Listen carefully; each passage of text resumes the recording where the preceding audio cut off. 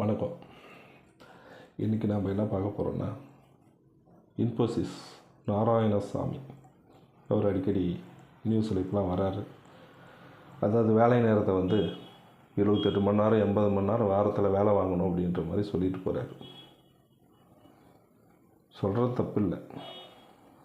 அவர் ID ஃபீல்டில் இருக்கார். எவ்வளோ ஸ்ட்ரெஸ் இருக்கும், அதில் மென்டல் டார்ச்சர் இருக்கும்ன்றது வேலை செய்கிறவங்களுக்கு தான் தெரியும், முதலாளிக்கு தெரியறதுக்கு வாய்ப்பு இல்லை. அதில் நம்ம மக்கள் இன்னும் முன்னேறணும், நம்ம நாடு முன்னேறணுன்றது ஒரு காரணத்தை சொல்கிறாரு. முதல்ல போதை பழக்கத்தை ஒழிச்சிங்களா நீங்கள்? முதல்ல கள்ள சந்தையில் கஞ்சா மது இதெல்லாம் கிடைக்குது, அதை ஒழிச்சிங்களா? சரக்கு போட்டுட்டு வேலைக்கே போகிறதில்லைங்க. சரக்கு போட்டு வேலைக்கே போகலான்னா எப்படி பொருளாதார முன்னேற்றம் வரும்? ஊரில் போய் பாருங்கள், ஒரு நாள் வேலைக்கு போகிறான், கையில் காசை வாங்குகிறான், அவன் பாட்டுக்கு குடிச்சிட்டு சுற்றுறான், 2 நாள் 3 நாள் கொண்டாடி தாலி அடக வைக்கிறான். இதெல்லாம் உங்களுக்கு தெரியாதா? கண்ணுக்கு தெரியாதா? படித்த பசங்க எல்லாமே உகாதிக்கு அடிமையாயிட்டாங்க. நீங்கள் சொல்லிவிட்டு உட்காந்துட்டு இருக்கிறீங்க எல்லோரும் நல்லவராக, எல்லோரும் சின்சியராக வேலை பார்த்துருவாங்கன்னு. நீங்கள் எந்த உலகத்தில் இருக்கிறீங்கன்னு தெரியல எனக்கு. எந்த உலகத்தில் இருக்கிறீங்க? இந்தியாவில் தான் இருக்கிறீங்களா? 75-80% பேர் இப்போ குடிக்கிறான். 80% பேர் குடிக்கிறான். எப்படி நீங்கள் வளர்ச்சின்னு சொல்ல முடியும்? போதையிலேருந்து வெளியே கொண்டு வராமல் வளர்ச்சியே வராது. சரக்கு பட்டவனை கொண்டு போய் உட்கார வச்சு வேலை வாங்குவீங்க. பகல்லையே குடிக்கிறாங்க. எத்தனை பேர் பார் அனுப்போங்க. பகலில் எவ்வளோ பேர் குடிச்சிட்டு சுற்றுறான்னு மட்டும் பாருங்கள். படிக்காதவன் மட்டும் தான் பண்ணுறான்னா, படித்தவன் அத்தனை பேருமே பண்ணுறான். படித்தவனை தான் குடிக்கிறான், படிக்காதவன் தான் குடிக்கிறான், பாமர மக்கள் தான் குடிக்கிறான். இது உங்களுக்கு தெரியறதுக்கு வாய்ப்பு இல்லை. இதெல்லாம் நீங்கள் புரிஞ்சுக்கணும். இதை தெரியாமல் மொத்தமாக பேசிகிட்டு இருக்கக்கூடாது. நம்மளுக்கு இளைஞர் சமுதாயம் பயங்கரமாக இருக்குது. ஆனால் இளைஞர் சமுதாயம் ஃபுல்லாகவே கஞ்சா போதையில் அடிமையாகி கிடக்கு. எப்படி அவுட்புட் வரும்? எப்படி வேலை செஞ்சு குரோத் வளர முடியும்?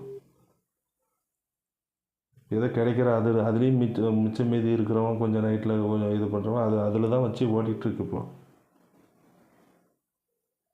உங்களுக்கு எதுவுமே புரிய மாட்டேங்குது. புரியாமல் பேசிகிட்டு இருக்கீங்க.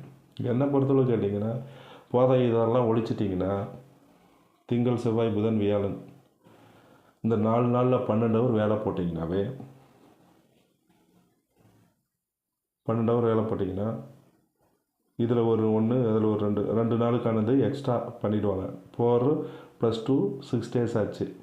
சனிக்கிழமை வரைக்கும், ஞாயிற்றுக்கிழமை நார்மல் லீவு. அப்போ கிட்டத்தட்ட உங்களுக்கு எத்தனை நாள் லீவ் விடலாம்? வெள்ளி சனி ஞாயிறு, வாரத்தில் 3 நாள் லீவ் விடலாம். அவன் பொழுது கழிப்பான், பொண்டாட்டி பிள்ளைங்களோட சந்தோஷமாக இருப்பான். இதை பண்ணுவீங்களா? அதை விட்டுட்டு போயிட்டு 24 hours ஒர்க்கில் ஏறான் மிஷினா? இப்போ கொஞ்சம் பேர் தான் நல்லவங்க இருக்கான், அவன் தான் வேலைக்கு வந்துட்டுருக்கான். உங்களுக்கு தெரியாது, ஒன்றுமே கிடையாது. அவங்கள சந்தோஷப்படுத்தினீங்கன்னா மட்டும்தான் இன்னும் குரோத் வளர முடியும். போதைப் பொருள்லாம் ஒழிச்சிட்டு 4 days 12 hour ஒர்க் வச்சுட்டு வெள்ளி சனி ஞாயிறு 3 நாள் வாரத்தில் லீவ் விட்டு பாருங்கள். எந்த அளவுக்கு நாடு வளர்ச்சி அடையுது, அவங்க எவ்வளோ மகிழ்ச்சியாக இருக்கிறாங்க. மக்கள் அந்த ட்ரெஸ்ஸே இல்லாமல், டென்ஷன் இல்லாமல், டென்ஷன் ஃப்ரீ வாழ்க்கை வாழ்வாங்க. ஏதோ ஒரு டூருக்கு போகணுன்னா கூட பொண்டாட்டி பிள்ளைங்களோட பிளான் பண்ணி போயிட்டு வர முடியும். சந்தோஷமாக குடும்பத்தோடு என்ஜாய் பண்ணிட்டுங்க. ஏன் நாட்டு மக்களை கஷ்டப்படுத்தணும்னு நினைக்கிறீங்க?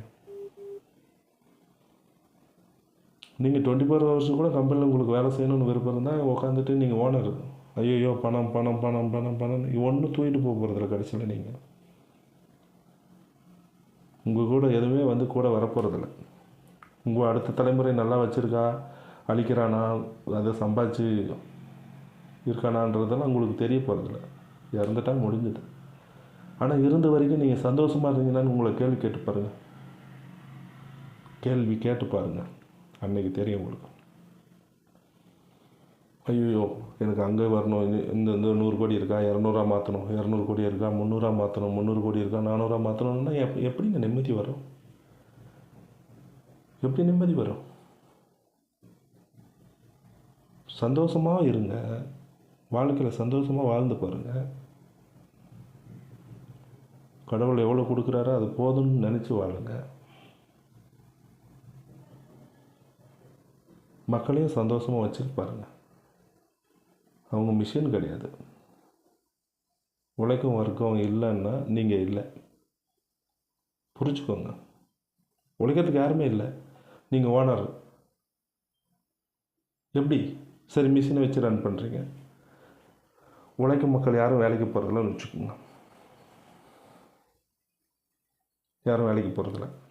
நீங்கள் பொருள் ஒன்று உருவாக்குறீங்கன்னு வச்சுக்கோங்க கம்பெனியில். இவன் வேலைக்கு போகிறதில்ல, வாங்கிறதுக்கு ஆள் இல்லை. தேக்குமா? தேங்குச்சுன்னா என்ன ஆகும்? வியாபாரமே இல்லைன்னா எப்படி ஆகும்? நீங்கள் எப்படி வளர முடியும்? இது எப்படின்னா சைக்கிள் செயின் மாதிரி. பாமர மக்கள்கிட்ட தான் அந்த பொருள் வித்தாகணும். அவன் வாங்குகிற காசு தான் உங்களுக்கு கம்பெனிக்கு போகுது. நல்லா புரிஞ்சுக்கோங்க. இவன் வேலைக்கு போனால் தான் ஒரு பொருளை வாங்க முடியும். இவன் வேலைக்கு போகாமல் நின்னான்னா அவங்ககிட்ட காசு இருக்காது. நீங்கள் பொருள் தயார் பண்ணாலும் வாங்க முடியாது, கம்பெனிலே தேக்க முடியும். இதுதான் லாஜிக். இதை புரிஞ்சுக்கலன்னா மொத்தமாக ஒரு மிஷினை போட்டு நான் உருவாக்கிறேன்னு நீங்கள் நினச்சிங்கன்னா கூட உங்களால் வளர்ச்சி அடைய முடியாது.